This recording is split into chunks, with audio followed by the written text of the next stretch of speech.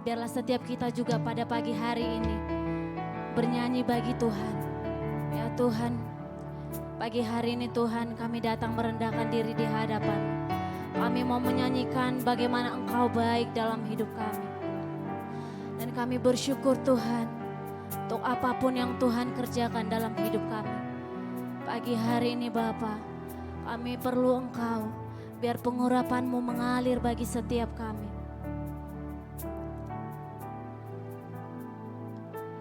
Ya Tuhanku, aku hendak bernyanyi bagi-Mu selama ku hidup. Ya Allahku, aku hendak bermazmur bagi-Mu selagi ku ada. Inilah yang ku renungkan setiap waktu. Nyanyian pujian dan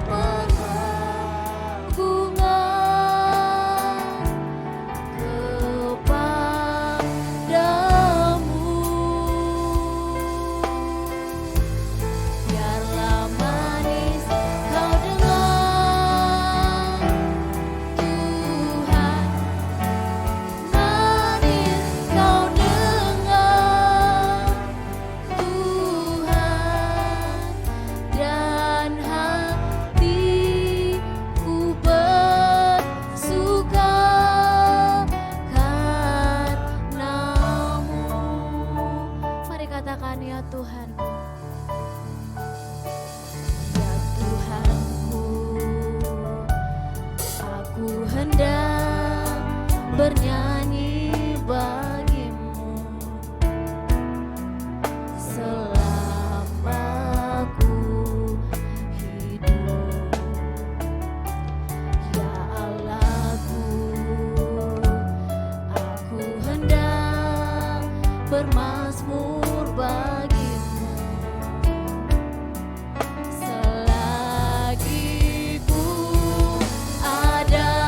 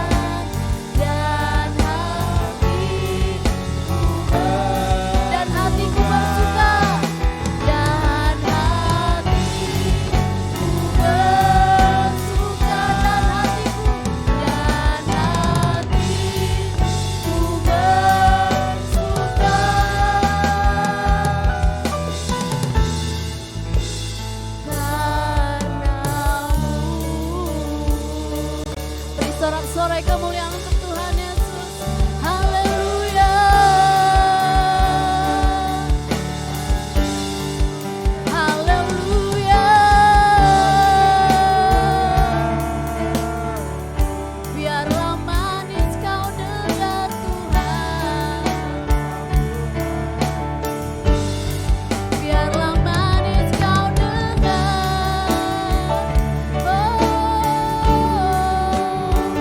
Haleluya. Shikiara la la la la bo. Shikiara la la la bo bo bo bo bo bo. Shikiara la la la bo bo bo bo bo bo bo. Mari sembah Yesus. Mari sembah Yesus Tuhan. Mari sembah Yesus Raja. Engkau kekuatan kami, Engkau perisai kami, Engkau menjadi kota benteng kami. Dapati kami menyembah-Mu, meninggikan Engkau di atas segalanya, di atas semuanya. Yesus, mari angkat hatimu menyembah Dia, mari sembah Dia, mari nyanyikan kebaikannya, nyanyikanlah kebesarannya. Oh, Yesus Tuhan, kami menyembah-Mu, kami menyenangkan-Mu. Biarlah manis kau dengar, biarlah manis kau dengar. Oh,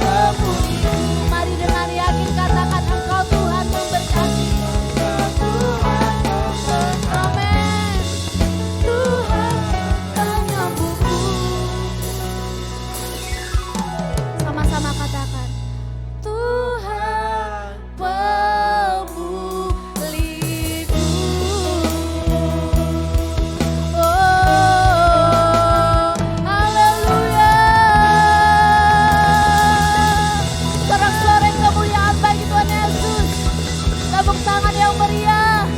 Yesus Tuhan. Hanya Engkau satu-satunya Tuhan dalam hidup kami. Tiada Tuhan yang seperti Engkau. Tiada Tuhan yang rela berkorban dan memberi nyawanya bagi setiap kami. Hanya Engkau satu di hati kami Tuhan. Izinkan kami hari-hari ini untuk kami lebih memprioritaskan Tuhan di dalam hidup kami. Lebih dari segalanya Tuhan. Terima kasih Tuhan Yesus. Kami menikmati hadirat-Mu pada pagi hari ini. Biarlah kiranya terus penyertaan-Mu ada di dalam setiap kami. Engkau yang percaya, Engkau selalu akan disertai Tuhan. Bersama kita katakan, amin. Tepuk tangan yang lebih meriah untuk Tuhan Yesus. Lebih meriah lagi. Haleluya. Izinkan saya bertanya, adakah yang baru pertama kali bergabung di tempat ini? Beribadah di tempat ini? Haleluya, semua adalah jemaat yang setia, amin. Semua cinta Tuhan, amin. Katakan kanan kirimu, selalu andalkan Tuhan. Kurang kuat Bapak Ibu, selalu andalkan Tuhan.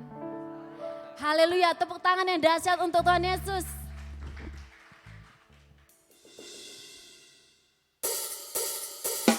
Sebab banyak yang Tuhan lakukan bagi setiap kita. Apa yang tidak pernah kita pikirkan itu yang Tuhan kerjakan dalam hidup kita. Amin. Ayo tepuk tangan yang meriah untuk Tuhan Yesus.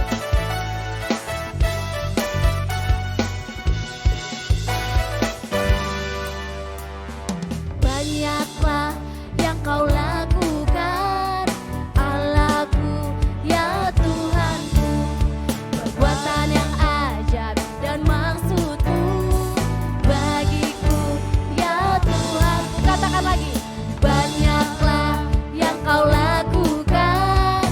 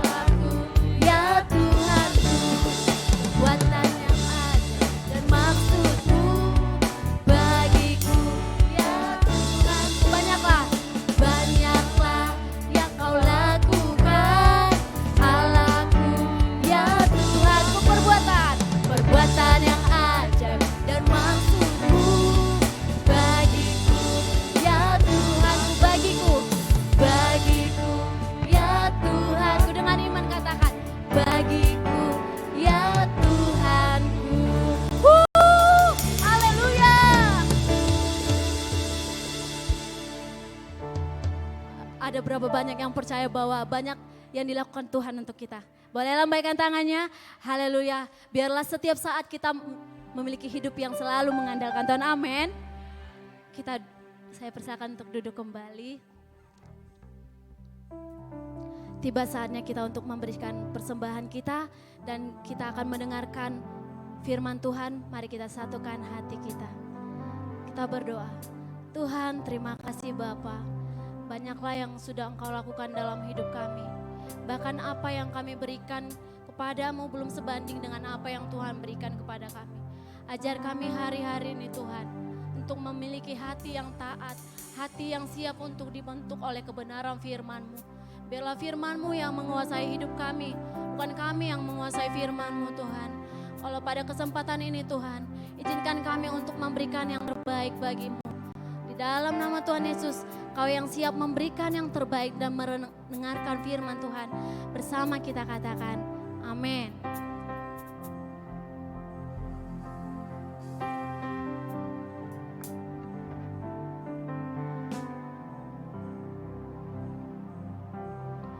Lebih dari segalanya, ku perlukan Engkau Tuhan. Lebih dari semua yang ada, ku mengasihi-Mu Yesus. Lebih dari segalanya, lebih dari segalanya, ku perlukan Engkau Tuhan. Lebih dari semua yang ada, kami mengasihi-Mu, ku mengasihi-Mu Yesus. Ku cinta Kau Yesus, ku cinta Kau Yesus. Lebih dari segala yang ada, ku cinta Kau Yesus, ku cinta Kau.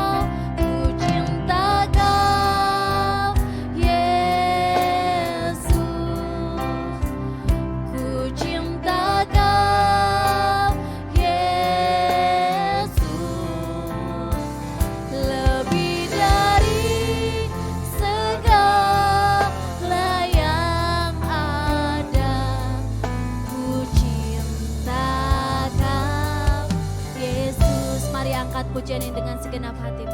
Katakan lebih dari segalanya. Lebih dari segalanya, ku perlukan Engkau Tuhan.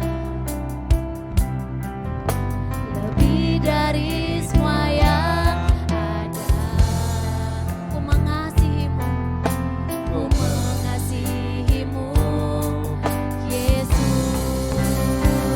Ku cinta Kau Yesus.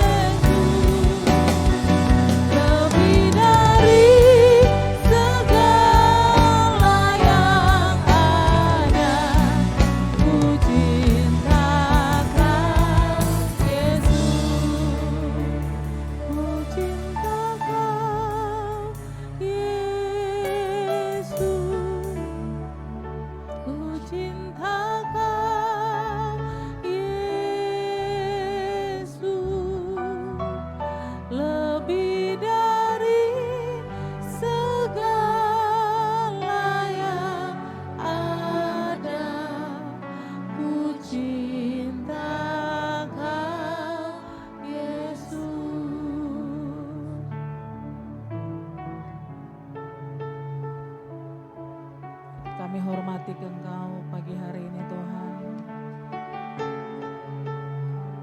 Kami tahu Engkau hadir di tengah-tengah kami pagi hari ini.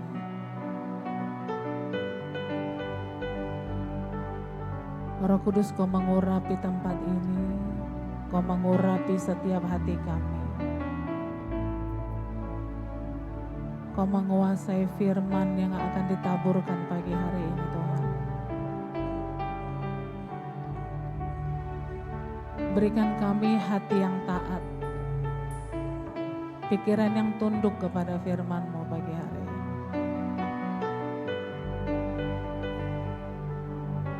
Kau menguasai hati kami, Kau menguasai pikiran kami.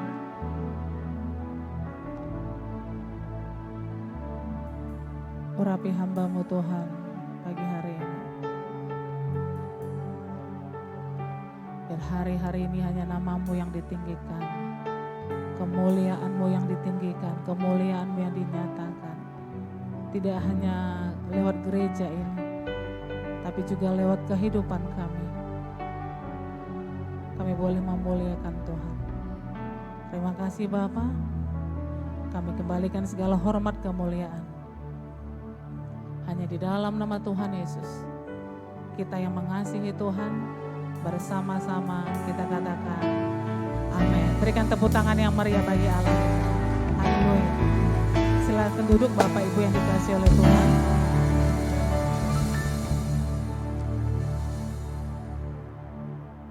Saya mengucapkan shalom bagi setiap kita. Shalom, boleh lambaikan tangannya Bapak Ibu, shalom.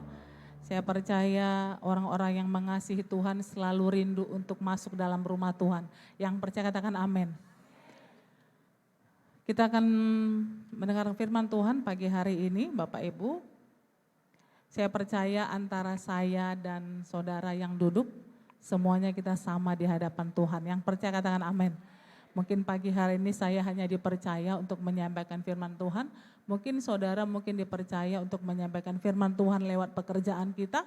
Mungkin beberapa kita mungkin akan dipercayakan Tuhan menyampaikan firman Tuhan di keluarga, di pekerjaan, di usaha, dimanapun kita. Saya percaya semua kita selalu dipercayakan untuk menyampaikan kabar baik dimanapun kita ada. Yang percaya katakan amin.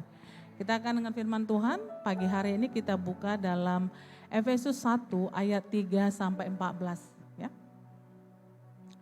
Bapak Ibu, saya percaya firman Tuhan yang saya sharingkan pagi hari ini saya beri judul adalah kekayaan orang-orang terpilih. Kita buka dalam Efesus 1. Ya, dikatakan di situ dari Efesus 1, saya mau sebenarnya mulai di ayat 3. Tapi kalau kita lihat di situ bahwa surat ini ditujukan kepada jemaat Efesus ya. Paulus mengirimkan suratnya di dalam kitab Efesus 1 itu kepada jemaat yang di Efesus ya. Kalau kita lihat, kita pelajari sebelumnya bahwa dikatakan siapakah jemaat Efesus itu? Dikatakan di ayat 1, dari Paulus Rasul Kristus Yesus oleh kehendak Allah kepada orang-orang kudus di Efesus. Orang-orang percaya dalam Kristus Yesus. Jadi surat ini ditujukan kepada orang-orang yang sebenarnya sudah mengenal Tuhan dan masuk dalam pekerjaan Tuhan. Firman surat Paulus ini disampaikan kepada orang-orang kudus ya. Jadi bukan orang-orang yang tidak percaya kepada Kristus. Paulus mengirimkan surat ini sehingga dikatakan ada satu judul di situ kekayaan orang-orang yang terpilih. Kenapa dikatakan orang-orang yang terpilih? Jadi seperti di awal sudah dikatakan bahwa surat ini diberikan kepada orang Efesus. Kalau dikatakan di dalam Wahyu ya, kita nggak bahas pagi hari ini kenapa Tuhan mencela orang-orang di Efesus, tapi saya mau sharingkan sedikit bahwa dalam Wahyu 2 ayat 2 sampai 3, ya, di situ dikatakan bahwa jemaat Efesus itu adalah jemaat yang tekun dalam pekerjaan Tuhan. Ya. Jadi ini bukan jemaat sembarangan, dia bukan jemaat yang cuma hadir hari Minggu ibadah. Ya. Jemaat Efesus itu adalah jemaat yang tekun dalam pekerjaan Tuhan. Kemudian dia nggak sabar lihat orang-orang jahat, gitu ya. Dia katakan juga di wahyu di situ bahwa orang-orang Efesus itu cerdas dalam pengajaran firman. Jadi dia itu tahu kalau yang nyampaikan firman Tuhan itu benar-benar firman Tuhan atau nabi palsu. Itu jemaat di Efesus. Kemudian juga dia orangnya jemaat Efesus itu siap untuk menderita. Kemana aja mungkin mau dibawa selama itu melayani Tuhan, mau ke gunung-gunung, ke lembah-lembah, dia siap. Ini jemaat di Efesus. Jadi nggak heran dikatakan bahwa Paulus sampaikan surat ini. Di situ dikatakan kekayaan orang-orang yang terpilih. Jadi surat ini diberikan kepada orang-orang yang memang hidupnya, pergaulannya di dalam Tuhan. Bukan sembarangan ibadah, bukan hanya datang sekedar hari Minggu. Tetapi kenapa surat ini disampaikan Paulus? Ternyata banyak orang-orang yang sebenarnya melayani Tuhan dan mengerti kebenaran, tapi seringkali oleh karena tekanan-tekanan yang kita alami, kehidupan dan persoalan yang kita alami, seringkali membuat kita lupa kepada firman. Karena iblis, karena si jahat selalu menarik kita, mencuri perhatian kita, mencuri damai sejahtera lewat setiap tekanan-tekanan persoalan yang kita alami dalam hidup kita. Pagi hari ini kita mau diingatkan kembali bahwa setiap kita yang masuk dan percaya mengenal Tuhan dalam pekerjaan Tuhan bukan orang-orang sembarangan. Ya. Kita ini orang-orang yang tidak hanya terpanggil tapi sudah terpilih. Katakan kiri kananmu, aku ini orang terpilih. Amin. Berapa banyak kita percaya bahwa kita adalah orang-orang terpilih. Berikan tepuk tangan yang meriah bagi Allah kita. Jadi pagi hari ini kita mau belajar apa sebenarnya yang sudah Tuhan taruhkan dalam kehidupan kita sebagai orang-orang yang terpilih itu. Jadi kita bukan orang kaleng-kaleng ya. Jadi saya percaya orang-orang terpilih itu akan menyadari bahwa hidupnya itu bukan sembarangan. Yang pertama, apa yang sudah Tuhan taruhkan dalam kehidupan kita sebagai orang-orang terpilih. Ayat 3 dikatakan, terpujilah Allah dan Bapa Tuhan kita Yesus Kristus yang dalam Kristus telah mengaruniakan kepada kita segala berkat rohani di dalam surga. Yang pertama, Tuhan sudah berikan bagi kita berkat rohani. Katakan berkat rohani. Ya. Jadi jangan menilai Tuhan dengan berkat-berkat jasmani. Karena berkat jasmani itu kecil bagi Tuhan. Banyak orang memiliki berkat jasmani dalam hidupnya, tapi dia tidak memiliki berkat-berkat rohani. Apa itu berkat rohani? Damai sejahtera, sukacita, kekuatan, kemampuan, daya tahan, hikmat yang tidak bisa diberikan oleh dunia ini. Jadi kalau kita jangan mengukur Tuhan, menilai Tuhan, pekerjaan Tuhan itu dari berkat-berkat secara jasmani. Dalam Mazmur 24 ayat 1 dikatakan bahwa Tuhanlah pemilik segala sesuatu. Coba kita buka dulu dalam Mazmur 24. Ayo kita buka. Kalau ada yang bilang Tuhan pemilik segala sesuatu, masa sih gitu ya? Karena banyak orang menganggap bahwa segala sesuatu yang dia miliki itu adalah punya dia. Hari ini mau saya sampaikan bahwa yang punya kita ini sekarang bukan punya kita. Kalau kita merasa bahwa yang kita miliki, apapun yang kita miliki punya kita harus tahu. Firman Tuhan sudah bilang, Tuhanlah yang empunya bumi serta segala isinya, dan dunia serta yang diam di dalamnya. Jadi sebenarnya kita tidak punya apa-apa. Kita bersyukur kalau dikatakan tadi di Efesus bahwa Tuhan sudah mengaruniakan berkat rohani dari surga. Berapa banyak kita yang gak sadar bahwa Tuhan sudah mengaruniakan itu di dalam kehidupan kita. Sehingga kita merasa bahwa kita ini gak punya apa-apa dalam hidup ini. Padahal Tuhan sudah bilang dalam Efesus, ya, disampaikan lewat hambanya. Tuhan sudah menaruhkan itu dalam kehidupan kita. Berkat rohani, kekuatan, kemampuan, daya tahan katanya, hikmat, untuk menyikapi segala sesuatu dengan benar. Itu yang pertama. Yang kedua, kita harus menyadari apa yang sudah Tuhan berikan dalam hidup kita. Efesus 1 ayat 4 dikatakan, sebab di dalam Dia Allah telah memilih kita sebelum dunia dijadikan. Baik, kita udah dipilih loh. Sebelum dunia dijadikan kita sudah dipilih. supaya kita kudus dan tak bercacat di hadapannya. Jadi dari awal kita sudah ditentukan bahwa kita akan hidup kudus. Jadi kalau dikatakan, ini saya temukan pagi hari semalam gitu ya. Saya renungkan kembali ayat ini. Jadi sebenarnya kalau ada orang berkata, hidup kudus itu waktu kita di sorga. Tidak. Di dalam di ayat yang keempat, sebab di dalam dia Allah telah memilih kita sebelum di dunia dijadikan, supaya kita kudus dan tak bercacat. Kenapa Tuhan bilang begini ya? Karena dia sudah memberikan Roh Kudus bagi kita untuk menolong kita untuk tetap tinggal dalam kekudusan.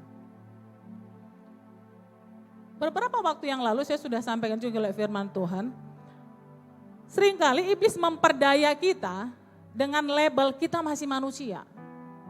Sehingga kita selalu mengatasnamakan, mengalaskan dosa yang kita lakukan, kelemahan-kelemahan yang kita lakukan dengan judul kita masih manusia. Kita marah kelewat batas, kita bilang namanya masih manusia. Kita cemburu sama orang lain, kita namanya masih manusia. Padahal Alkitab katakan tidak begitu. Terus kalau kita berdosa namanya masih manusia gitu. Saya percaya tidak ada setiap kita yang sempurna, tapi kita akan menuju kepada kesempurnaan. Tapi kalau kita sudah melebeli dari awal bahwa kita masih manusia dan terus tinggal di dalam dosa, maka kita akan tidak mengalami perubahan dalam hidup kita untuk mengenal Tuhan. Yang percaya katakan amin. Mari kita belajar hari-hari ini meninggalkan label bahwa kita masih manusia. Kita sudah diberikan Roh Kudus untuk menolong kita melakukan firman Tuhan. Jadi kalau kita pun melakukan kesalahan, Tuhan juga bilang, dia setia dan adil. Dia siap mengampuni semua kesalahan kita. Seberapa besar pun itu. Tapi seringkali iblis mengintimidasi dan mengingatkan kita akan dosa-dosa kita. Dia bilang, kau masih manusia, jatuh dalam dosa itu biasa. Itu iblis. Tapi kalau kita belajar Alkitab, kita diberi kesempatan untuk hidup kudus di hadapan Tuhan. Kalau kita melakukan kesalahan, minta ampun sama Tuhan, cukup. Dan lakukan apa yang harus kita lakukan dalam hidup kita. Amin. Yang ketiga, apa yang Tuhan taruhkan dalam hidup kita sebagai orang yang sudah dipilih. Dalam Efesus 1 ayat yang kelima, dalam kasih ia telah menentukan kita dari semula oleh Yesus Kristus untuk menjadi anak-anaknya. Kita ini anak raja. Siapa anak siapa? Anak raja. Anak Tuhan. Anak pemilik segala sesuatu. Tadi sudah kita buka dalam Mazmur 24. Kita ini anak yang memiliki bumi ini. Ya. Untuk apa? Supaya terkatakan di situ, supaya terpujilah kasih karunia-Nya. Jadi kalaupun kita memiliki sesuatu yang Tuhan percayakan dalam hidup kita, bukan untuk disombongkan, bukan untuk menunjukkan bahwa kita bekerja lebih keras dari orang lain, ya. Bukan untuk menunjukkan kalau kita memang punya kelebihan lebih banyak dari orang lain. Ya. Bukan karena menunjukkan kalau kita punya kemampuan, keahlian yang lebih daripada orang lain. Tidak, cuma satu tujuan, supaya nama Tuhan dimuliakan lewat apa yang Tuhan percayakan bagi kita. Katakan amin. Jadi bukan menunjukkan kalau kita memang lebih hebat, kita lebih mampu, kita lebih cantik, kita lebih berintelektual. No. Semua itu punya Tuhan. Dan harus dikembalikan kepada Tuhan dengan menunjukkan kemuliaannya lewat setiap kehidupan kita. Itulah yang sudah kita pilih, yang sudah Tuhan taruhkan dalam hidup kita. Yang keempat, Efesus 1 ayat 7. Sebab di dalam dia dan oleh darahnya kita beroleh penebusan, yaitu pengampunan dosa menurut kekayaan kasih karunia-Nya yang dilimpahkannya kepada kita dalam segala hikmat dan pengertian. Ini yang saya sampaikan yang tadi, bahwa kita sebenarnya sudah ditebus oleh darah Yesus. Kita tidak lagi hidup oleh karena dunia ini. Ya. Kita harus hidup sesuai dengan firman Tuhan. Karena Tuhan sudah menebus kita. Yang memiliki hidup kita sebenarnya adalah Tuhan. Dan kita harus hidup untuk Tuhan. Gitu. Jadi walaupun kita melakukan kesalahan, kita minta ampun di dalam minta ampun kepada Tuhan. Firman Tuhan katakan dia setia dan adil, dia mengampuni kesalahan kita. Tapi seringkali seperti saya sampaikan tadi, kita diperbudak oleh dosa itu. Kemarin ada orang yang datang waktu saya sedang berusaha di rumah ya, di ruko karena kita punya usaha. Terus dia bilang bahwa banyak anak-anak muda begitu ya, karena dia sudah masuk di dalam dosa, sudahlah, sapalah jatuh dalam dosa, lebih lagi dia, karena ada satu intimidasi dalam hidupnya, kau sudah jatuh ke dalam dosa, nggak mungkin bangkit lagi, nggak mungkin orang menerima, nggak mungkin Tuhan menerimamu gitu. Itu seringkali membuat anak-anak muda banyak semakin jatuh ke dalam dosa. Kenapa hal itu terjadi? Karena banyak anak-anak muda, generasi-generasi sekarang gitu ya, tidak masuk dalam firman Tuhan ini. Sehingga banyak, tidak hanya orang muda saya rasa, banyak setiap kita yang tertipu oleh si jahat. Sehingga kita selalu terintimidasi oleh kesalahan-kesalahan yang kita lakukan, pelanggaran-pelanggaran yang kita lakukan. Tuhan selalu mengampuni pelanggaran kita. Setiap kali kita datang meminta ampun kepada Tuhan, dia akan mengampuni kesalahan kita. Tapi ingat bahwa konsekuensi akan tetap kita jalani. Tapi walaupun konsekuensi itu kita jalani, Tuhan berjanji. Dalam Roma 8 dia katakan, dia mendatangkan kebaikan atas semua itu. Yang percaya katakan amin. Kita harus percaya hal-hal inilah yang sudah Tuhan taruhkan dalam kehidupan kita. Kenapa kita disampaikan, maksud saya kenapa kita harus mengetahui hal ini? Kita harus menyadari siapa kita. Untuk kita bisa bangkit, untuk kita bisa maju, untuk kita bisa bertahan di dalam segala sesuatu. Kalau kita tidak tahu siapa kita, maka itu akan membuat kita lemah untuk melangkah lebih baik daripada hari-hari sebelumnya. Ya. Kita buka dalam Efesus 1 ayat 15 sampai 16. Ya. Kenapa kita harus menyadari tadi? Kita ini adalah orang-orang yang terpilih. Ya. Jadi kita bukan kaleng-kaleng. Katakan kanan kiri, kita bukan kaleng-kaleng. Ya. Ya, jangan mau dibodoh-bodohi iblis. Jangan mau terintimidasi oleh kesalahan kita. Jangan mau terintimidasi oleh apa yang kita lakukan. Karena Allah kita itu sangat baik dan sangat baik, luar biasa baiknya. Percaya katakan amin. Ya. Apa yang harus kita sikapi saat kita menyadari bahwa kita adalah orang-orang terpilih? Yang pertama, karena itu setelah aku mendengar tentang imanmu dalam Tuhan Yesus dan tentang kasihmu terhadap semua orang kudus, aku pun tidak berhenti mengucap syukur karena kamu. Dan aku selalu mengingat kamu dalam doaku. Saat kita menyadari bahwa kita adalah orang-orang terpilih, yang sudah dipilih oleh Tuhan, yang sudah ditebus. Ya, dari awal tadi sudah bahwa dia mengaruniakan kepada kita berkat rohani dan memilih kita sebelum dunia dijadikan. Kalau kita menyadari siapa kita, maka kita akan yang pertama akan terus mengucap syukur dalam hidup kita. Kalau kita menyadari siapa kita tidak akan gampang mengeluh. Kita tidak akan gampang putus asa. Ya. Kita akan tidak terlalu mudah menyalahkan Tuhan. Saya percaya orang yang menyalahkan Tuhan itu dia kurang mengetahui firman. Tuhan tidak pernah salah Bapak Ibu. Kitalah yang sering salah. Kenapa kita sering salah? Karena kita tidak membaca firman. Kenapa kita tidak membaca firman? Karena kita lebih menuruti keinginan daging kita ketimbang kita membaca firman Tuhan. Berapa banyak di antara kita yang bisa berjam-jam membaca Alkitab. Tapi kita lebih memilih berjam-jam membuka Facebook, Instagram, media apapun. Atau berita apapun. Kita lebih tertarik dengan media sosial penuh dengan warna-warninya, sebenarnya kita nggak perlu banyak tahu di situ. Kita hanya perlu mencari kehendak Tuhan hari-hari ini.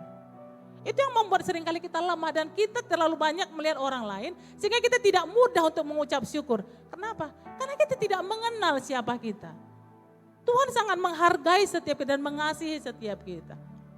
Jadi kalau hari-hari kita kurang mengucap syukur, mari berdiam diri sama Tuhan. Duduk sama Tuhan. Yang mau katakan amin. Yang kedua,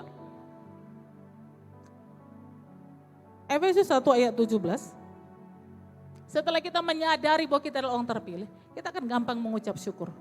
Yang kedua, dan meminta kepada Allah Tuhan kita Yesus Kristus, yaitu Bapa yang mulia itu, supaya ia memberikan kepadamu roh hikmat dan wahyu untuk mengenal Dia dengan benar.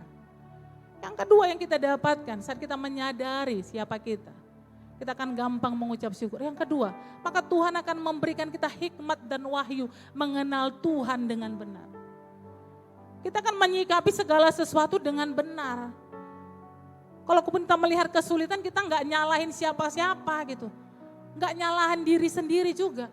Karena banyak orang bunuh diri karena nyalahin dirinya sendiri. Karena Alkitab katakan semuanya pasti mendatangkan kebaikan sekalipun itu karena kesalahan kita. Jangan salahkan diri sendiri, datang sama Tuhan. Tuhan maunya apa dari setiap apa yang kita alami. Ya. Dan saya selalu merenungkan ini dalam setiap kehidupan kita, saya gitu secara pribadi. Saya berusaha, kalaupun saya salah, saya tahu saya salah gitu. Saya minta ampun sama Tuhan. Banyak hal-hal yang kita seperti saya sampaikan, saya dan saudara itu semuanya kita sama di hadapan Tuhan. Yang membedakan kita cuma ketaatan kita di hadapan Tuhan. Saat orang-orang tidak melihat kita, saat mata gembala tidak melihat kita. Atau mungkin saat pasangan kita tidak melihat kita. Tuhan melihat hati kita. Mungkin orang lain bisa kita bohong.